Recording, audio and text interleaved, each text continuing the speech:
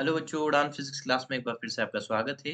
और आज हम बात करने वाले हैं बच्चों मोशन इन स्ट्रेट लाइन के article number 2, speed and velocity की। चलिए बात करते हैं स्पीड की। तो बच्चों सबसे पहले तो हम जानते हैं कि स्पीड होता क्या है। ठीक है, देखिए यहाँ पर मैं दो पॉइंट्स कंसिडर करता हूँ, ए पॉइंट और बी पॉइंट। ठीक है, सपोज ए से बी के बीच का जो डिस्टेंस है यानी जो पाथ लेंथ है वो लिख देता हूँ मैं यहाँ पर delta x. Okay, and delta t इस पाथ लेंथ को कवर करने में लगा टाइम है। Okay, so distance traverse by the particle in unit time is known as speed. यानी कि अगर मेरे को यहाँ पर स्पीड लिखना होगा तो मैं स्पीड कैसे लिखूंगा? That is distance divided by time. ये आपके पास यहाँ पर क्या आ गया बच्चों? That is speed. चलिए सेकंड पॉइंट हमें दे रखा है बच्चों, यहाँ बोल रखा है जो स्पीड है that is a scalar quantity. Exactly बच्चों, स्पीड एक स्केलर क्वांटिटी होती है, यानी कि हम केवल और केवल यहाँ पर मैग्नीट्यूड के साथ डील करते हैं। ओके, चलिए नेक्स्ट पॉइंट हमें बोला गया है, for a moving particle the speed can never be zero और negative, it is always positive. Exactly बच्चों, जैसा हमने डिस्टेंस वाले पॉइंट में पढ़ा था, तो डिस्टेंस में हमने कहा था कि अगर कोई पार्टिकल जो है वो रेस्ट पर है, ठीक है, तो डिस्टेंस का वैल्यू जीरो हो जाएगा। ठीक है, बट अगर कोई पार्टिकल मूव कर रहा है तो डिस्टेंस हमेशा वहां पर पॉजिटिव होगा। ठीक है, जैसे स्पीड आपका एक स्केलर क्वांटिटी, वैसे डिस्टेंस भी एक स्केलर क्वांटिटी ही था, राइट ना? और स्पीड को भी हम डिस्टेंस पर यूनिट टाइम से ही डिफाइन कर रहे हैं।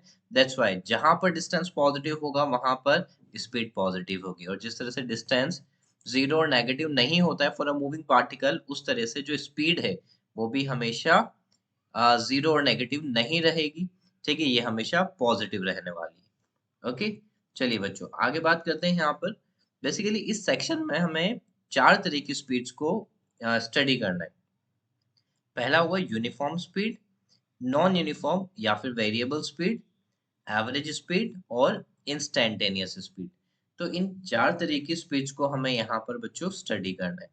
चलिए सबसे पहले बात करते हैं हम यूनिफॉर्म स्पीड की, कि यूनिफॉर्म स्पीड यहाँ पर क्या होता है। ठीक है, इसको हम यूनिफॉर्म भी बोल सकते हैं या फिर बच्चों में इसको कांस्टेंट स्पीड भी बोल सकता हूँ। ओके, आप चाहें तो इसको यूनिफॉर्म बोलिए, अदरवाइज इसको कांस्टेंट स्पीड भी हम कह सकते हैं। ठीक है, कांस्टेंट स्पीड दैट मीन्स बच्चों क्या है? ठीक है, सपोज हम यहाँ पर कोई पॉइंट्स कंसिडर कर लेते हैं, ए और बी। ओके, और ए और बी के बीच में यहाँ पर कोई पॉइंट सी हमने कंसिडर किया। ठीक है, सपोज ए से सी का जो डिस्टेंस है वो है 10 मीटर। ओके, और सी से बी का डिस्टेंस भी है 10 मीटर। ओके, यहाँ पर हमारे पास जो पार्टिकल है, ये पार्टिकल ए टू सी आने में जो टाइम कंज्यूम करेगा, जो टाइम लेगा वो होगा 1 सेकेंड। सिमिलर सी से बी आने में भी अगर वो टाइम लेता है 1 सेकेंड। ठीक है, तो अगर मैं ए टू सी पार्टिकल के मूवमेंट के लिए स्पीड लिखूं तो आप लिखेंगे दैट इज 10 मीटर पर सेकेंड। सिमिलर पैटर्न में बच्चों अगर आपको वी सी भी लिखना हो तो आप क्या लिखेंगे? 10 मीटर पर सेकेंड। ठीक है, मेरी बात आप समझिएगा। ठीक है, मैं कहना चाह रहा हूँ अगर पार्टिकल जो है इक्वल टाइम इंटरवल्स में इक्वल डिस्टेंसेस कवर करेगा, तो इस तरह से जो पार्टिकल है वो बेसिकली यूनिफॉर्म स्पीड को रिप्रेजेंट कर रहा होगा। ठीक है, जिस तरह से ये जो पार्टिकल है यहाँ पर, ये यूनिफॉर्म स्पीड को रिप्रेजेंट कर रहा है।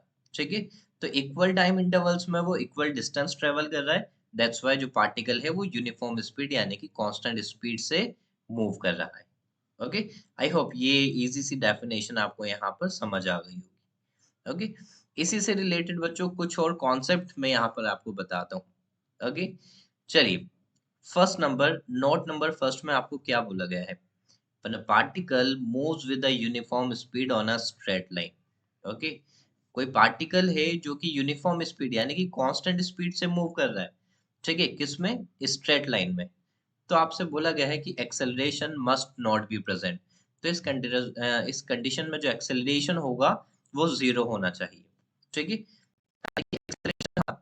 यहाँ पर थर्ड आर्टिकल का टॉपिक है बच्चों, बट स्टिल इसके बारे में, एक्सेलरेशन के बारे में बचपन से पढ़ते आए हैं तो हमें इसका आइडिया होगा। एक्सेलरेशन बेसिकली होता है चेंज इन वेलोसिटी पर यूनिट टाइम। चलिए बच्चों, तो इस स्टेटमेंट को हम समझते हैं। देखिए कोई पार्टिकल है, ये पार्टिकल यहाँ से मूव कर रहा है। ओके, कांस्टेंट स्पीड से मूव कर रहा है। यानी कि इक्वल डिस्टेंसेस ट्रेवल करेगा इक्वल टाइम इंटरवल्स में।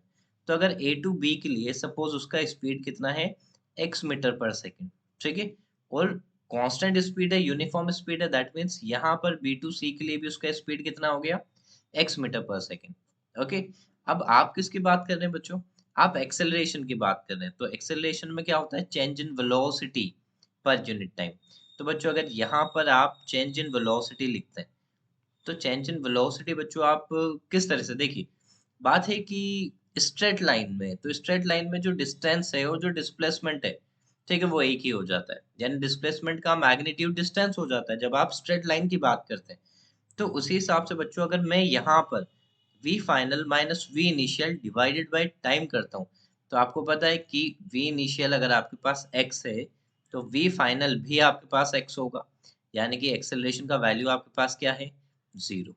दैट्स वाई ये स्टेटमेंट बोलता है अगर कोई पार्टिकल कांस्टेंट स्पीड या यूनिफॉर्म स्पीड से किसी स्ट्रेट लाइन में मूव करेगा, तो एक्सेलरेशन आपका जीरो होगा, यानी कि एक्सेलरेशन प्रेजेंट नहीं होगा। ओके, चलिए नेक्स्ट पॉइंट की बात करते हैं। नोट नंबर 2, सेकंड नोट में बोला गया है when a particle moves with the uniform speed on a circular path, ठीक है। अब यहाँ पर बात हो रही है किसकी? सर्कुलर पाथ की। सो जब पार्टिकल यूनिफॉर्म स्पीड से कांस्टेंट स्पीड से सर्कुलर पाथ में मूव करेगा, then acceleration must be present in the form of centripetal acceleration. Okay, तो देखिए बच्चों, आगे आपको एक और टॉपिक यहाँ पर स्टडी करना है जिसका नाम होगा सर्कुलर मोशन। तो सर्कुलर मोशन की अगर मैं आपको कंडीशन बताऊं, तो वो कंडीशन क्या होती है समझिएगा, कि टूवर्ड द सेंटर आपका एक एक्सेलरेशन एक्ट करता है, और ये एक्सेलरेशन आपका सेंट्रीपिटल एक्सेलरेशन होता है, ठीक है। देखिए कोई भी पार्टिकल अगर किसी सर्कुलर पाथ को फॉलो कर रहा है, किसी सर्कुलर पाथ में वो मूव कर रहा है, सर्कुलर पाथ में मोशन कर रहा है, ठीक है, तो उस पार्टिकल के पास दो तरह की जो है एक्सेलरेशन होगा, ठीक है। पहला पहला एक्सेलरेशन उसका होगा टेंजेंशियल एक्सेलरेशन, और दूसरा एक्सेलरेशन होगा बच्चों वहां पर सेंट्रीपिटल एक्सेलरेशन, ठीक है। तो जब भी सर्कुलर पाथ में पार्टिकल मूव करेगा, तो सेंट्रीपिटल एक्सेलरेशन तो हमेशा ही उसके पास रहने वाला है, ठीक है। दैट्स वाई ये स्टेटमेंट बोला गया है कि जब पार्टिकल यूनिफॉर्म स्पीड से किसी सर्कुलर पाथ में मूव करेगा, तो सेंट्रीपिटल एक्सेलरेशन उसके पास होगा। दैट मीन्स यहाँ पर acceleration is not equal to zero होगा, यहाँ पर एक्सेलरेशन प्रेजेंट है। ओके, चलिए नोट नंबर 3 क्या होता है? When a particle moves with a uniform speed, then the acceleration may or may not be present, ठीक है। अब देखिए जो रेस्ट ऑफ टू स्टेटमेंट है उससे जरा आप इसको कंपेयर कीजिए, ठीक है। बाकी के जो दो स्टेटमेंट है जैसे कि नोट वन और नोट टू, इन दोनों के जो स्टेटमेंट है बच्चों वो पाथ डिपेंडेंट स्टेटमेंट है। पर जो नोट नंबर 3 में जो स्टेटमेंट आपको गिवन है, ये बेसिकली क्या है? Path independent statement. Okay, path independent statement है। इसका मतलब ये आप बोल सकते हैं कि ये एक तरह से स्टेटमेंट अधूरा है, बट आंसर इसका पूरा है। किस तरह से? ये देखिएगा, ठीक है, पार्टिकल मूव तो कर रहा है यूनिफॉर्म स्पीड से, ठीक है, तो उसका एक्सेलरेशन प्रेजेंट होगा अगर वो स्ट्रेट लाइन में होगा, ठीक है। सॉरी, स्ट्रेट लाइन में होगा तो प्रेजेंट नहीं होगा एक्सेलरेशन, एक्सेलरेशन जीरो होगा। बट अगर सर्कुलर पाथ में मूव कर रहा है, तो उसका एक्सेलरेशन नॉन जीरो के इक्वल होगा। इसका मतलब एक्सेलरेशन प्रेजेंट हो भी सकता है और नहीं भी हो सकता, ठीक है। सो ये पाथ इंडिपेंडेंट स्टेटमेंट आपका रहने वाला है, ठीक है। ये बच्चों को काफी कंफ्यूज कर देता है, तो आप इसको इस तरह से यहाँ पर ध्यान रखें। ओके, तीन तरह के क्वेश्चंस बच्चों यहाँ से स्टेटमेंट रिलेटेड आपके बन सकते हैं, आप ये चीज जरूर ध्यान रखें।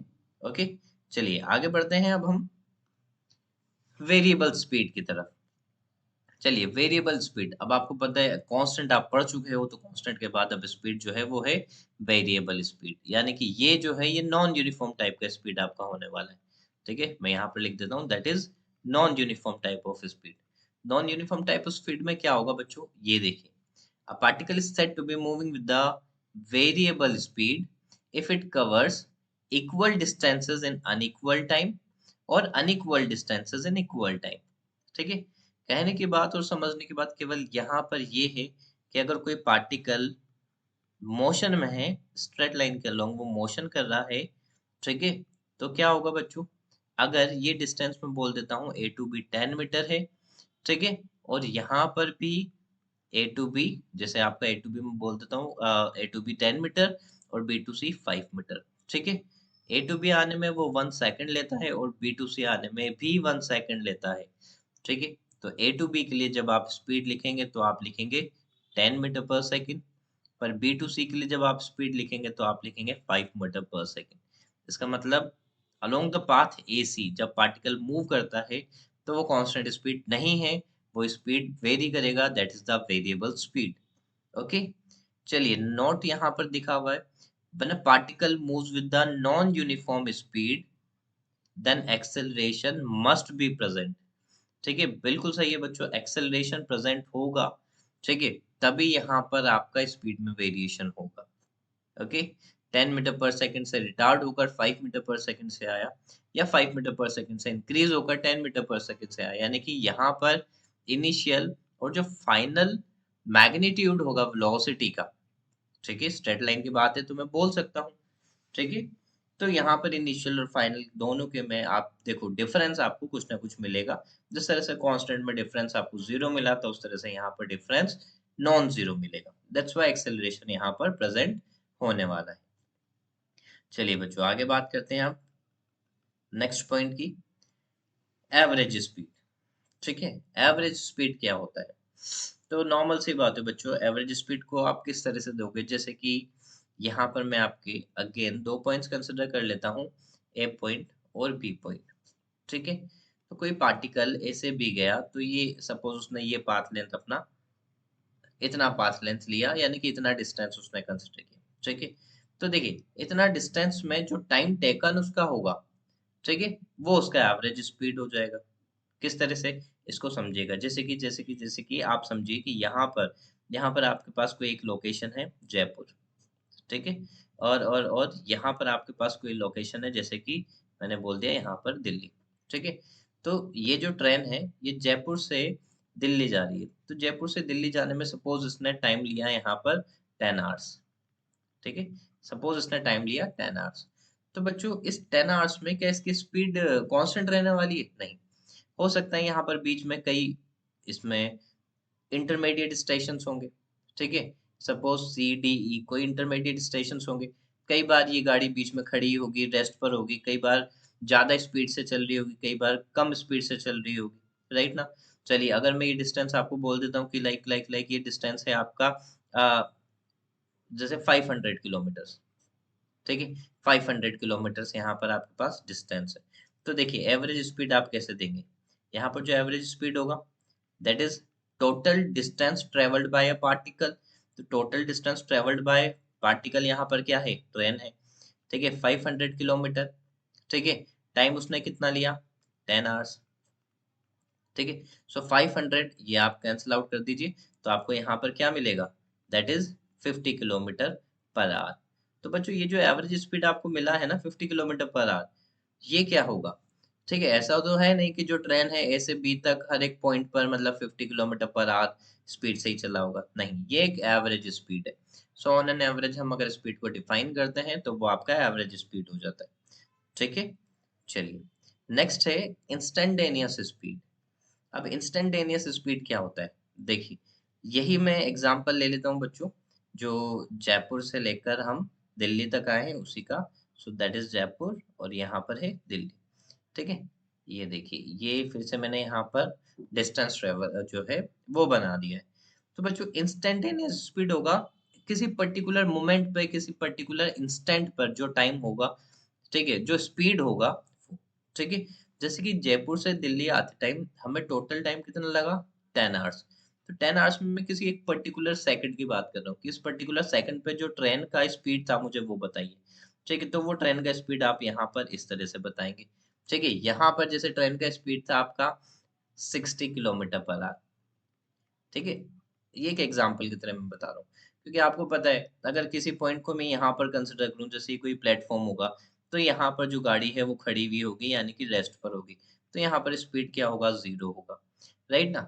ये इस पूरे पाथ पर किसी एक पॉइंट पर जो स्पीड होगी वो आप बताओगे इंस्टेंटेनियस स्पीड, ठीक है। चलिए बच्चों, इंस्टेंटेनियस स्पीड को कैसे डिफाइन करेंगे ये देखिए। यहाँ पर मैं पहले भी एवरेज भी आपको एक बार इसमें लिख देता हूँ। ठीक है, जैसे ये डेल्टा एक्स और ये यहाँ पर टाइम डेल्टा टी।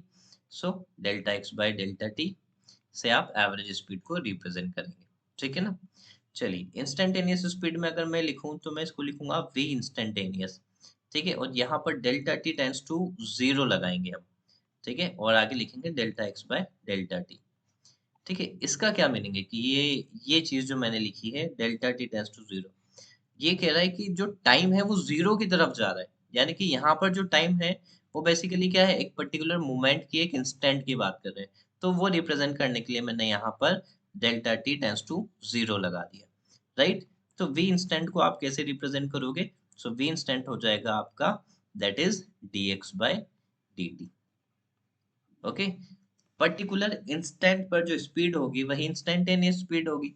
ठीक है, ऑन एन एवरेज अगर आप स्पीड लेते हो तो वो आपका एवरेज स्पीड हो जाएगा। ठीक है, बड़े इजी सी चीजें हैं बच्चों। ठीक है, इसमें थियोरेटिकल सेक्शन है, आप पढ़ें इसको। फिर हम नेक्स्ट जो सेक्शन आने वाला है वो न्यूमेरिकल सेक्शन होगा, उसमें इन कॉन्सेप्ट्स को हम इम्प्लीमेंट करके भी दिखाएंगे। चलिए आगे बढ़ते हैं यहाँ पर। चलिए, स्पीड से अब बढ़ते हैं हम वेलोसिटी पर। ठीक है, स्पीड आपको समझ में आ गया होगा आई होप। चलिए वेलोसिटी की बात करते हैं। तो सबसे पहले तो आप ये जानिए कि वेलोसिटी आपके पास एक वेक्टर क्वांटिटी। ठीक है, अब आपको यहाँ पर मैग्नीट्यूड के साथ साथ डायरेक्शन भी स्पेसिफाई करना होगा बच्चों। ठीक है, आइए जानते हैं इसके बारे में। Rate of change of position और rate of displacement with time is called velocity. ठीक है, वेलोसिटी को हम किस तरह से रिप्रेजेंट करेंगे? मैं वेलोसिटी के ऊपर वेक्टर लगा दूंगा, वी वेक्टर। ठीक है, and that is equals to displacement per unit time, यानी कि डिस्प्लेसमेंट पर टाइम से मैं इसको डिफाइन करूंगा वेलोसिटी को। ओके। चलिए, वेलोसिटी आपके पास, आपको पता है कि वेलोसिटी वेक्टर क्वांटिटी है तो इसके पास डायरेक्शन भी होगा एग्जैक्टली, और इसका डायरेक्शन वही होगा जो डिस्प्लेसमेंट का डायरेक्शन होगा। Okay. For a moving particle velocity can be zero, negative और पॉजिटिव। बिल्कुल बच्चों, जिस तरह से जो डिस्प्लेसमेंट आपने लिया था, डिस्प्लेसमेंट का वैल्यू जीरो, पॉजिटिव और नेगेटिव तीनों हो सकता है। सिमिलर पैटर्न में बच्चों जो वेलोसिटी होगा उसका भी जो जीरो, पॉजिटिव, नेगेटिव इस तरह के फिगर्स वो रिप्रेजेंट कर सकता है। मूविंग पार्टिकल की हम बात कर रहे हैं। ओके। चलिए बात करते हैं कि टाइप्स ऑफ वेलोसिटी। जिस तरह से चार तरह की हमने स्पीड डिफाइन करी थी, उसी तरह से हम चार तरह की वेलोसिटीज को भी यहाँ पर स्टडी करने वाले हैं। ठीक है, यूनिफॉर्म वेलोसिटी होगा, नॉन यूनिफॉर्म, एवरेज वेलोसिटी और इंस्टेंटेनियस वेलोसिटी। ठीक है, चलिए बच्चों अपन बात करते हैं वन बाय वन इन सारे पॉइंट्स की। ओके, सबसे पहले यूनिफॉर्म वेलोसिटी। यूनिफॉर्म वेलोसिटी क्या होगा? A particle is said to be uniform velocity, okay, if it covers equal displacement in equal time intervals. Equal displacement in equal time interval.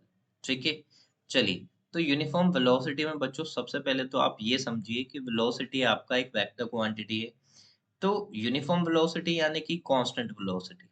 ठीक है, तो magnitude velocity का magnitude और direction, यहाँ पर दोनों कांस्टेंट होना जरूरी है। समझ में आई मेरी बात? स्पीड में तो क्या था, वो स्पीड बेसिकली स्केलर क्वांटिटी था, बट वेलोसिटी वेक्टर क्वांटिटी है, यानी कि यहाँ पर मैग्नीट्यूड और डायरेक्शन दोनों कांस्टेंट होना जरूरी है। राइट ना। इसका मतलब अगर पार्टिकल सर्कुलर पाथ में मूव कर रहा है, ठीक है, तो वो कभी भी यूनिफॉर्म वेलोसिटी रिप्रेजेंट नहीं करेगा। क्यों? क्योंकि हर एक पॉइंट पर जो पार्टिकल की वेलोसिटी का डायरेक्शन है वो चेंज हो जाएगा, यानी कि ये एक तरह से आपका नॉन यूनिफॉर्म वेलोसिटी हो जाएगा। तो यूनिफॉर्म वेलोसिटी आप रिप्रेजेंट करोगे किस तरह से? जब पार्टिकल मूव कर रहा होगा स्ट्रेट लाइन पर। ओके। तो यहाँ पर डिस्प्लेसमेंट का डायरेक्शन देखिए हर एक पॉइंट पर, जैसे मैं यहाँ पर कंसिडर कर लेता हूँ ए बी और ये सी पॉइंट। तो देखिए ए टू सी का जो डिस्प्लेसमेंट का डायरेक्शन है, इस वेक्टर का डायरेक्शन, वो देखिए आई कैप की डायरेक्शन में है। सिमिलर पैटर्न में जो सी टू बी का डिस्प्लेसमेंट वेक्टर का डायरेक्शन होगा वो भी होगा आई कैप। ठीक है, ए टू सी में अगर वो 1 सेकंड ले रहा है, ठीक है, तो सी टू बी में भी वो 1 सेकंड ही लेगा। इस तरह से हम डिफाइन करेंगे किसको? यूनिफॉर्म वेलोसिटी को। ठीक है। चलिए बच्चों, यहाँ पर एक और पॉइंट हमें दिया गया है, uniform velocity is that velocity, okay, in which body continuously moves in the same direction with a constant speed। Okay, uniform velocity में स्पीड बोला हुआ है, देखिए बिल्कुल। तो आपको पता है कि स्पीड कांस्टेंट यानी कि मैग्नीट्यूड और डायरेक्शन इसने सेम कर ही दिया है। तो जो बात मैंने आपको यहाँ पर लिखी है, वही पॉइंट हमने यहाँ पर इसको रिटर्न में लिख भी दिया। ओके बच्चों, चलिए नेक्स्ट पॉइंट की बात करते हैं, वेरिएबल वेलोसिटी।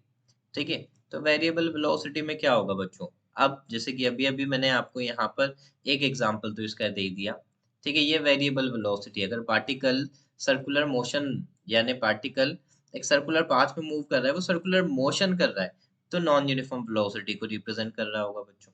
ठीक है, अगर आप स्ट्रेट लाइन से जानना चाहते हैं तो वो भी आप देख लीजिए, यहाँ पर ए, बी और सी।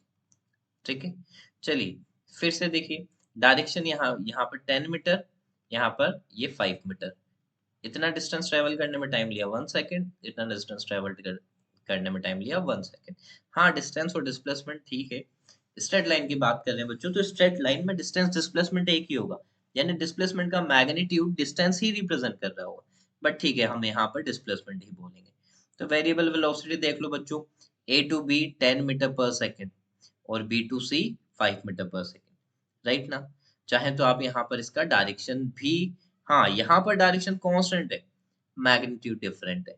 और सर्कुलर पाथ में मूव करते हुए, ठीक है, पार्टिकल अगर जैसे 5 मीटर पर सेकेंड से मूव कर रहा है तो मैग्नीट्यूड कांस्टेंट है, बट डायरेक्शन वेरिएबल। ठीक है, दोनों ही कंडीशन में नॉन यूनिफॉर्म वेलोसिटी होगी। ठीक, यही मैंने यहाँ पर आपको, ठीक है, नोट्स में गिवन कर रखा है। ठीक है, here velocity changes either magnitude और डायरेक्शन और बोथ, या तो पार्टिकल मैग्नीट्यूड में चेंज कर रहा हो, या तो अपनी डायरेक्शन में चेंज कर रहा हो, या फिर दोनों में चेंज हो, तो इस तरह का वेलोसिटी आपका वेरिएबल वेलोसिटी कहला जाएगा बच्चों। ठीक है, चलिए आगे बात करते हैं हम यहाँ पर एवरेज वेलोसिटी का। तो एवरेज वेलोसिटी क्या होने वाला है वो देख लीजिए आप यहाँ पर। जैसे कि मेरे पास यहाँ पर दो पॉइंट्स है, ए और बी। ठीक है, तो एवरेज वेलोसिटी क्या होगा बच्चों? ठीक है, यहाँ पर मैं लिख देता हूँ वी वेक्टर एवरेज।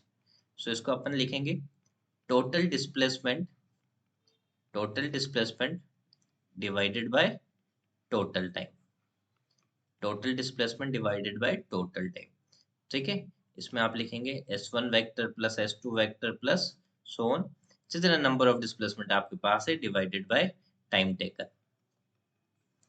जैसे कि पार्टिकल यहाँ से S1 वेक्टर इसका डिस्प्लेसमेंट है, S2 वेक्टर यहाँ पर डिस्प्लेसमेंट है, यहाँ पर टाइम t1 है, यहाँ पर टाइम t2 है।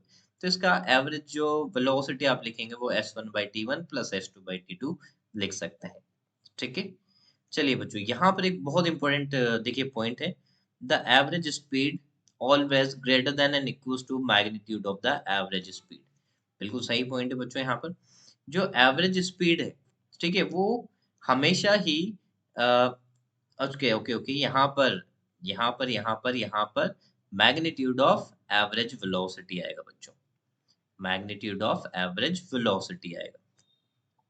चलिए, तो एवरेज स्पीड और एवरेज वेलोसिटी का मैग्नीट्यूड सेम होगा कब? जब पार्टिकल स्ट्रेट लाइन में मूव कर रहा होगा, राइट ना? पर रेस्ट ऑफ ऑल कंडीशन में क्या होगा? जो एवरेज स्पीड होगा वो बड़ा होगा, किससे? मैग्नीट्यूड ऑफ एवरेज वेलोसिटी से। क्यों? क्योंकि वेलोसिटी को जब हम डिफाइन करते हैं तो हम डिस्प्लेसमेंट का यूज करते हैं, और डिस्प्लेसमेंट बेसिकली होता है मिनिमम पाथ लेंथ। ओके, सो केवल स्ट्रेट लाइन की कंडीशन आपको एवरेज स्पीड और एवरेज वेलोसिटी का मैग्नीट्यूड इक्वल देगी। ठीक है, रेस्ट ऑफ ऑल केसेस में आपका एवरेज स्पीड ही बड़ा होगा। ओके, चलिए आगे बात करते हैं बच्चों इंस्टेंटेनियस वेलोसिटी की। तो इंस्टेंटेनियस वेलोसिटी क्या होगा? देखिए, वही जैसा स्पीड में मैंने आपको बताया था, यहाँ पर मैं लिखूंगा v vector of instantaneous that is equals to total displacement, जैसे कि delta s vector divided by delta T, और यहाँ पर मैं लिखूंगा delta t tends to zero, क्योंकि आप इंस्टेंट के लिए बात कर रहे हैं, इंस्टेंट वेलोसिटी में। ठीक है, so delta t tends to zero, तो आप इसको लिखेंगे ds vector by dt vector. Okay, basically ये जो फॉर्म हमने लिखी है ना बच्चों, ये डिफरेंशिएबल फॉर्म है, राइट ना? ये हमारे बहुत काम आने वाली है आगे, क्योंकि कई तरह के जो क्वेश्चंस होंगे डिफरेंशिएशन बेस्ड क्वेश्चन, उसमें हम इसे बहुत बार यूज करेंगे। ओके, देखिए when a particle is moving on any path the magnitude of instantaneous velocity is equals to the instantaneous speed. ठीक है, देखिए बच्चों, यहाँ पर अगर मैं आपसे इंस्टेंटेनियस स्पीड की बात करता हूँ, सॉरी इंस्टेंटेनियस वेलोसिटी की मैं आपसे यहाँ पर बात करता हूँ, तो आप देखिएगा, जैसे किसी पर्टिकुलर पॉइंट पर, इस पॉइंट पर बच्चों मेरे को क्या चाहिए, वेलोसिटी चाहिए, तो मैं यहाँ पर एक टेंजेंट ड्रॉ कर दूंगा। ये जो टेंजेंट होगा ये यहाँ पर इंस्टेंटेनियस वेलोसिटी को रिप्रेजेंट कर रहा होगा, राइट। अगर मेरे को यहाँ पर चाहिए, ठीक है, तो यहाँ पर मैं एक टेंजेंट ड्रॉ कर दूंगा, ये टेंजेंट मेरे को यहाँ पर इंस्टेंटेनियस वेलोसिटी को रिप्रेजेंट कर रहा होगा। ठीक है, देखिए ये पॉइंट भी आप यहाँ पर पढ़िए, मैंने particle is moving on any path, ठीक है, the magnitude of the instantaneous velocity is equals to the instantaneous speed. Exactly, क्योंकि यहाँ पर देखिए कोई सा भी आप यहाँ पर पाथ इस तरह से ड्रॉ कर लीजिए, ठीक है, इस पाथ पर, इस पर्टिकुलर पॉइंट पर जब आप टेंजेंट ड्रॉ करेंगे, ठीक है, तो जो इंस्टेंट वेलोसिटी होगी और जो स्पीड होगा बच्चों वो सेम होगा। ठीक है, ये इस पॉइंट में आपको यहाँ पर डिफाइन किया हुआ है। ओके, चलिए लास्ट पॉइंट बच्चों यहाँ पर देख लेते हैं, the slope of displacement time graph. ठीक है, मैं यहाँ पर डिस्प्लेसमेंट बना देता हूँ और ये आपका है टाइम। ठीक है, तो डिस्प्लेसमेंट टाइम ग्राफ का जो स्लोप होगा, ये जो स्लोप है, ठीक है, ये देखिए इसको अपन ऐसे तरह से ड्रॉ कर सकते हैं यहाँ पर। ठीक है, ये हो जाएगा आपका डेल्टा एस, ये हो जाएगा डेल्टा टी। सपोज ये एंगल थीटा, तो यहाँ पर भी एंगल थीटा। तो आपको पता है जो टेन थीटा होता है, इसको अपन बोलते हैं टेंजेंट ऑफ द इंक्लिनेशन। जो थीटा है यहाँ पर वो क्या है, वो इंक्लिनेशन है, ये जो थीटा है ये इंक्लिनेशन है। सो टेंजेंट ऑफ इंक्लिनेशन से हम डिफाइन करते हैं बच्चे किसको, स्लोप को। टेंजेंट ऑफ द इंक्लिनेशन से हम स्लोप को डिफाइन करते हैं, दैट इज एम। ओके, तो यहाँ पर देखिए बच्चों, ये जो स्लोप है, ये स्लोप किसको रिप्रेजेंट कर रहा है, ठीक है, आप टेन थीटा लिखेंगे, तो टेन थीटा क्या होगा, that is perpendicular to base, यानी कि delta S by delta T. और delta S by delta T से आप यहाँ पर वेलोसिटी को रिप्रेजेंट कर रहे हैं। इसका मतलब ये जो टेन थीटा है यही भी है।